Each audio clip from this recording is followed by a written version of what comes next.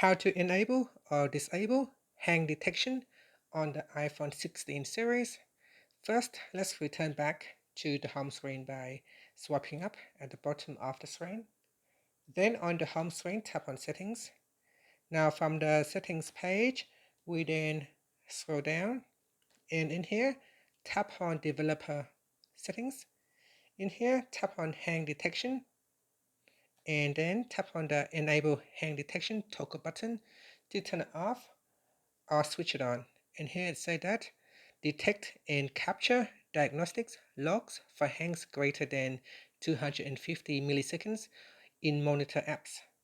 And here you can set the hang threshold 250 milliseconds, 500, 1000 and 2000 milliseconds. And that's it. After that, you can tap on the back key or swipe up to return back to the home screen. Thank you for watching this video. Please like and subscribe to my channel for more videos.